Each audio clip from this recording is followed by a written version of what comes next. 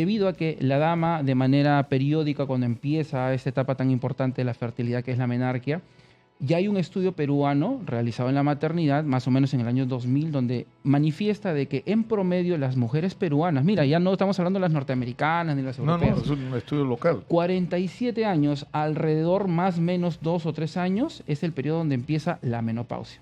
Y cuando esto se suscita, estas hormonas que protegen tanto a la mujer en cuanto a la consistencia del cartílago y el hueso, empiezan a disminuir en concentración.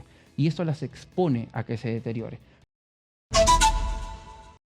Por la información, Roger, y muchas gracias a tu invitado y a quienes han participado esta mañana en nuestra conexión regional, que la hemos tenido también desde Huancayo y Chiclayo, aparte de Ica. Y yo creo que la conclusión es simple y clara. Si uno le pregunta a la gente, ¿estás a favor de la pena de muerte para asesinos de criaturas y violadores de niños? Por supuesto que la mayoría de gente va a estar de acuerdo por la indignación que estos crímenes execrables producen. Pero de ahí uno le pregunta a los especialistas, a los que conocen de la ley, a los que han seguido la aplicación de la pena de muerte en otros países, y la conclusión es que no resuelves el problema con la pena de muerte y te expones a riesgo, por ejemplo, el riesgo del error. Es decir, en el Perú hubo un caso emblemático, uno de los últimos fusilados en el Perú fue el llamado monstruo de Armendáriz. Es decir, muere una criatura, tiran su cuerpo a Armendáriz, a la bajada de Armendáriz, y ahí vivía una persona desvalida, y le echaron la culpa a esta persona del crimen. Se dijo que la criatura había sido violada y luego asesinada por el monstruo de Armendáriz, que fue el nombre que se le puso. Cuando luego se hizo una investigación, el hombre fue fusilado con el aplauso nacional. La gente reclamaba que alguien pagara por esto y pagó él. El problema es que luego se determinó, primero, que la criatura no había sido víctima de violación y que, según las evidencias de la necropsia, había muerto como producto de un probable atropello. Es decir, que algún miserable lo atropelló y, para evadir su responsabilidad, lanzó el cuerpo al barranco y terminaron echándole la culpa a un inocente. Entonces, lo que ocurrió ahí es que se fusiló a un inocente y un culpable quedó impune. Y no había manera de corregir la situación porque el hombre estaba muerto. Y eso es hablar solo de los riesgos del error. El otro tema es cuán disuasivo es. Vamos a tener menos violadores. Es decir, yo creo que eso es una controversia, pero ¿qué tal si empezamos por resolver, y con esto termino, señora Magariño, un tema más simple? Necesitamos psicólogos en el colegio, en todos los colegios del Perú. ¿Para qué? Para detectar las conductas, digamos, incorrectas, para encontrar a chicos y chicas con problemas, intervenir sobre ellos de manera temprana. Porque esas personas, si no reciben el tratamiento adecuado, en el futuro van a ser una amenaza para el resto de la sociedad. Tenemos 5% de psicólogos del Perú y ni siquiera están plenamente integrados a la planilla del Estado, ¿no? 5% de lo que deberíamos tener. Entonces, de eso sí nos podemos ocupar y eso sí nos va a proteger, porque vamos a detectar tempranamente a las futuras personas violentas o a los que se salen de los marcos mínimos de la ley y del respeto a los demás. Pero lamentablemente esto es una maniobra política. La señora está desesperada porque se le cae la popularidad y está tratando de hacer algo que le resulte mínimamente popular. Pero están jugando con fuego, porque si convocan, como pretenden, a asambleas en las regiones para discutir la pena de muerte, ¿cómo van a hacer para impedir que haya gente que en esas asambleas diga que también haya pena de muerte para los políticos corruptos? ¿O cómo van a impedir que en esas asambleas la gente diga, ¿por qué no se va usted, señora? Cuando es lo que opina la inmensa mayoría de peruanos si le hacen la pregunta. Entonces, están jugando con fuego y están siendo muy irresponsables. Pero, en fin, así estamos. Vamos a cambiar de tema radicalmente y nos vamos a nuestra secuencia Hablemos de Salud. Hablemos de Salud. Llega gracias a Surco Salud, porque en Surco Salud cuidamos tu salud. Está en nuestros estudios el doctor Lucio Rojas Diestra. Él es especialista en traumatología y ortopedia. Muchas gracias por estar con nosotros. Muy buenos días. Oportunidad.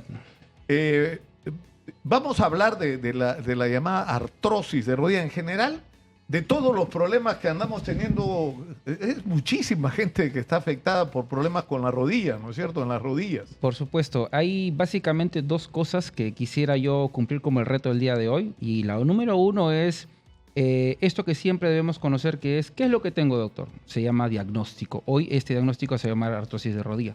Y lo número dos, que siempre enfatizo en las redes sociales sobre todo, es, ¿qué voy a hacer? Eso se llama tratamiento.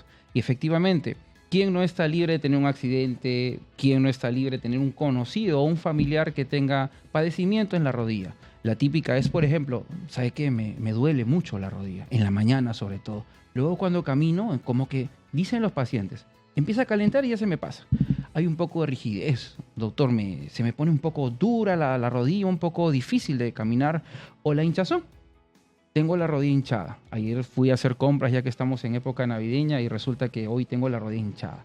Doctor, cuando subo y bajo escaleras, ¿sabe qué? Me suena la rodilla. Parece que me estuviera desarmando, dicen las personas. Pero eso es ¿por qué? ¿Por el envejecimiento? Esto es decir, ¿en qué población aparece más este tipo de problemas? Es una excelente pregunta porque nos permite continuar con la definición. Para comenzar, debemos entender de que la artrosis de rodilla es un problema de cartílago. Compete a esta estructura que sirve como revestimiento del hueso. Es como si tuviéramos un cuaderno con una envoltura. Entonces, la envoltura va a ser el cartílago y el cuaderno va a ser el hueso. Debemos tener claro eso porque mucha gente piensa que está mal de los huesos, entre comillas, cuando esta enfermedad no es de huesos, es de cartílago. Y sí, se deteriora por múltiples factores. Yo diría que básicamente en dos grandes grupos, así como se los enseño a los residentes en el hospital de trabajo, mi cerebro funciona como un flujograma. Dos grandes grupos, intrínsecos y extrínsecos. Dentro de los intrínsecos, por ejemplo, está la edad. No es lo mismo revisar la rodilla y los síntomas de una persona de tal vez 20 años que una dama, por ejemplo, de 65. Otro factor importante intrínseco es el sexo. Es más frecuente en las damas que en los varones. Ah, sí. Definitivamente. Las mujeres. Y juega un papel importante, aunque tú no lo creas, precisamente el tema hormonal. Debido a que la dama, de manera periódica, cuando empieza esta etapa tan importante de la fertilidad que es la menarquia, ya hay un estudio peruano realizado en la maternidad, más o menos en el año 2000, donde manifiesta de que en promedio las mujeres peruanas, mira, ya no estamos hablando de las norteamericanas ni las europeas. No, es un estudio local. 47 años, alrededor más o menos 2 o 3 años, es el periodo donde empieza la menopausia. Y cuando esto se suscita, estas hormonas que protegen tanto a la mujer en cuanto a la consistencia del cartílago y el hueso, empiezan a disminuir en concentración. Y esto las expone a que se deteriore. Porque precisamente estas hormonas juegan un papel importante en la regulación de una proteína que debemos conocer y que ya se ha familiarizado y se comenta mucho, el famoso colágeno. De tal manera, es decir, tu cuerpo empieza a producir menos colágeno. La consistencia, la calidad, la concentración y el tipo, Nicolás, porque es importante también hablar claro. Yo creo que cuando decimos, ay, pero las cosas pónganla más sencilla porque yo no soy médico. Sí, es cierto. Nosotros sí estamos capacitados para explicarlo y creo que el objetivo es que llegue a la población. Y debemos conocer que existen 13 tipos de colágeno. Entonces, ¿cuál es la del hueso? ¿Cuál es la del tendón? ¿Cuál es la del cartílago? Nosotros los especialistas en ortopedia, traumatología y cirugía artroscópica podemos orientar. Pero también hay casos de gente joven, ¿no es cierto? Por supuesto. ¿Pero qué está asociado? ¿A condiciones genéticas o, por ejemplo, prácticas de algún tipo de deportes o algún problema? Porque yo entiendo que hay gente que no pisa bien, tiene pies planos o los pies, digamos... Con cierta característica. Claro, que hacen que tu rodilla esté sobrecargada todo el tiempo y siendo muy... o sea, por ejemplo, en los jóvenes, ¿por qué se producen los problemas de rodilla? Lo entiendo. El último factor es el genético hereditario, intrínsecamente para hablar de los jóvenes precisamente. Porque hay dos genes básicamente que se comentan. Uno está en el cromosoma 6, que es el BMP5, y el otro en el cromosoma 2, en el brazo largo, que es el CLA2A1. Estos precisamente van a influenciar en que la persona tenga una característica especial. Ese joven que tú hablas, o ese niñito incluso, Nicolás. Quiero comentarte que hay personas, hay pequeños que nacen con rodilla valga o vara. Esta terminología aplica a la forma que tiene la rodilla. Para hacer algo más coloquial, algunos niños tienen la rodilla como en herradura o como en alicate, dicen los papás. Sí, ¿no? claro. He notado que mi hijo camina pero con las rodillas hacia adentro o todo lo contrario hacia afuera. Entonces tenemos que nosotros informar a la población que ese tipo de característica también va a condicionar una posible artrosis a temprana edad. Que como repito, no es lo mismo valorar un paciente a temprana edad, un joven o un niño, que es un adulto mayor. Ya, tal pero vez. ¿cómo te das cuenta? ¿Por la forma de las piernas o por algunos síntomas ya? Porque se presentan síntomas, ¿no es Recuerda cierto? que nosotros los médicos tenemos una herramienta fundamental que es la historia clínica. La observación nos permite ver mucho, nos permite dar demasiada información al diagnóstico. Tan solo ver cómo ingresa un paciente a la consulta y cómo camina, Ya lo estás nos está diagnosticando. orientando, ¿no? Y no es que presumamos de mucho conocimiento, sino es que son características que, bueno, podemos aprovechar. Y los síntomas que nos narra cuando nos sentamos en la entrevista, pues nos dicen, sí, efectivamente, lo que yo estoy sospechando se inclina a esto. O tal vez practica deporte. Por eso es que cuando uno va a una cita a un traumatólogo, un ortopedista, lo que te hacen es caminar. Camina de ida, camina Muchas de vuelta y veces. solamente esa observación ya puedes sacar conclusiones de qué está pasando. Me hace recordar esta acotación. Dice, el doctor no me tocó. Y créeme que es un motivo de reflexión siempre, pero creo que vale la pena mencionar eso. Cuando nosotros vemos a una persona solo cómo deambula o cómo ingresa al consultorio de repente rengueando, nos ayuda mucho a interpretar qué es lo que tiene. Ahora, ¿en qué momento es necesario un tratamiento? O sea, en todos los casos, o sea, yo me imagino que puedes hacer algún tipo de práctica que te ayude a corregir el problema que puedes tener en la rodilla si, por ejemplo, no caminas derecho, el uso de plantillas o no sé. Por supuesto. O evitar ciertos deportes que por tu condición te pueden dañar. O sea, por ejemplo, ¿qué deportes son los menos recomendables o los que te pueden dañar la rodilla? A propósito de pregunta, pasamos al otro aspecto, que es los factores extrínsecos, los deportes. Pero ¿qué deportes que generan sobrecarga? Estuvo hace un poco nada más cerquita de moda a raíz pues este fenómeno de la pandemia, los famosos pilates, ¿no? Donde todo el mundo se ejercita en casa, compra mancuernas, compra pesas, incluso hasta con cadenas y te ejercitas. Pero estos ejercicios con sobrecarga generan mayor lesión en el cartílago. Aquellas personas que también de manera, no sé, esporádica realizan deporte y de pronto empiezan a correr, no sé, 20, 30 kilómetros cuando nunca lo han hecho, sin previa preparación, también va a condicionar daño en su Pero eso cartílago. también tiene que ver con la manera como se practican los deportes. O sea, por ejemplo, se ha hecho muy común que la gente corra, por ejemplo, es una cosa que está pasando mucho, que la gente monte bicicleta. O ¿No faja es cierto? en la casa. Claro. Compra su caminadora. Pero la gente no hace calentamiento, nada, sale a la calle y empieza a correr, por ejemplo. Nosotros Y eso es un impacto que va a afectar tu rodilla de todos modos. definitivamente. Sobre todo el tipo de zapatillas que usa, el tipo de piso sobre el que corra, ¿no? Cuando yo hice los estudios de medicina deportiva en Colombia, me enseñaron mucho que debe uno disciplinar al paciente. Y eso comprende precisamente desde el inicio, desde el calentamiento. Es importante preparar los grupos musculares para poder hacer un ejercicio. Lamentablemente, muchos tenemos un concepto de que solo es levantar peso o de repente esforzarse al máximo, ¿no? Y no es así. Deberíamos tener toda una conducta. Y no es difícil, Nicolás, no basta o no requiere de que yo contrate los servicios de alguien más para que me oriente, porque hoy en día en las redes sociales y en múltiples plataformas uno muchísima encuentra información. Y el periodo de descarga, después de realizar el ejercicio, pues debo realizar descargas para eso, para todo el ácido láctico acumulado en la parte aeróbica y anaeróbica del ejercicio y no me pueda lesionar. Los calambres, por si acaso, aquellas lesiones que al día siguiente te generan contractura y dices tú, pero ayer salí a correr y me siento hoy día mal, me duele, siento todo contracturado, es porque no tenemos una disciplina.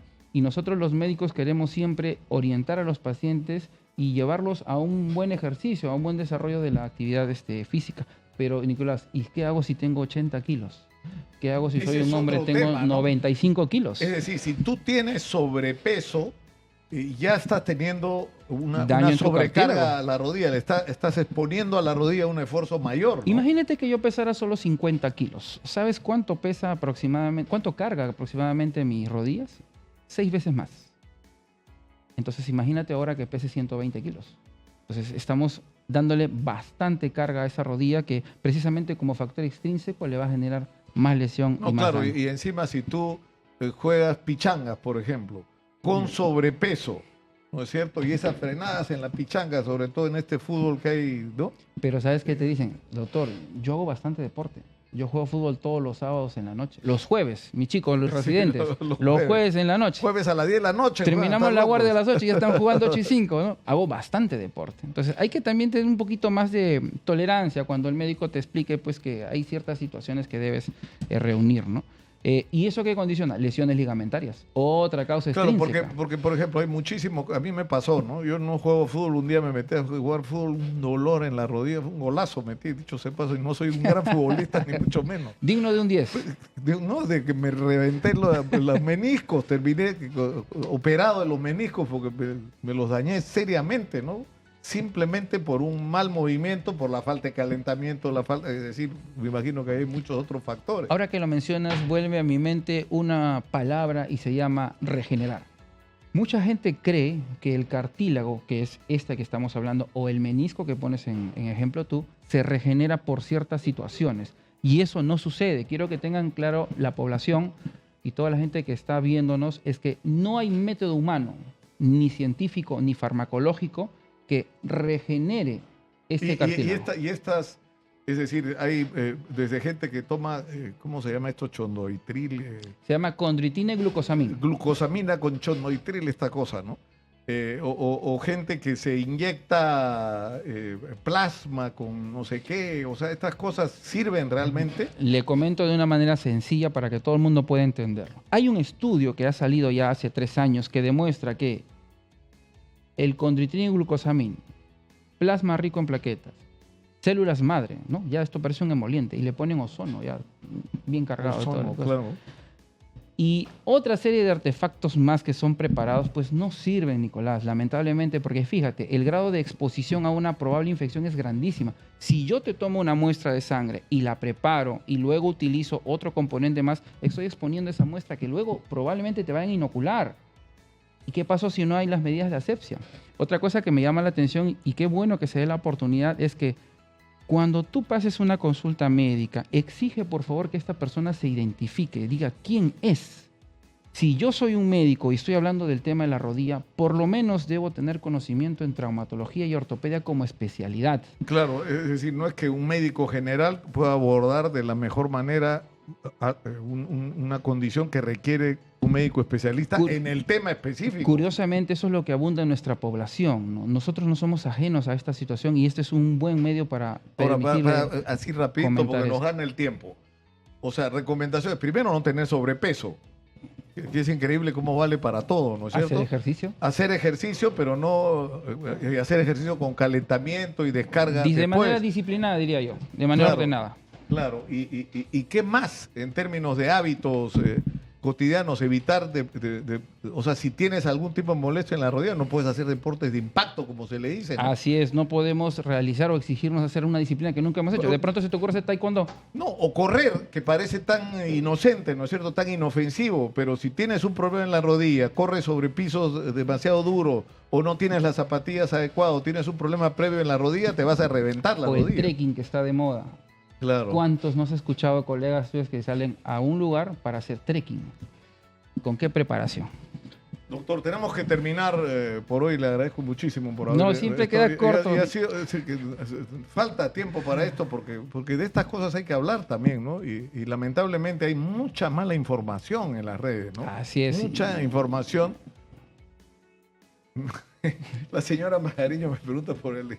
Ella come patitas de pollo ese todos los días para mejorar el colágeno. ¿Eso es verdad o no es verdad? Señora, así se come la patita, las 2 patitas, con manicuros y pedicure, con gelatina y todo lo que menciona la gente, pues quiero decirle, lamentablemente no. Existen tratamientos, nosotros los asesoramos. La palabra clave es aquí, por ejemplo, el ácido hialurónico. Es importantísimo conocer. Eso sí funciona, ¿no es cierto? Es conocer, pero ten en cuenta una cosa. Hay diversas concentraciones, las cuales se utilizan. Por ahí una señora me dijo, ¿usted me quiere poner algo que utilizan en estética? Ah, un ratito. Sí hay hialurónico para estética, pero es de menos concentración. Pero eso sí funciona, ¿no es cierto? Yo te digo, Nicolás, evidencia clínica tiene, científica también. Qué pena, tenemos que terminar. Muchas gracias, doctor, por estar con nosotros. De nada, le agradezco, Nicolás, por la oportunidad, no sin dejar de mencionar que estamos aquí presentes, siempre con la buena disposición de atender a todos los pacientes aquí en Surcosalud. Aquí tienes muchísimas sedes de la misma. Pueden comunicarnos al 713-03301 y en redes sociales me encuentran como L. Jonathan Rojas para servirlos con mucho gusto. Cerramos nuestra secuencia. Muchas gracias por el día de hoy. Cerramos, señora. Hablemos de salud. Llegó gracias a Surcosalud, porque en Surcosalud cuidamos tu salud.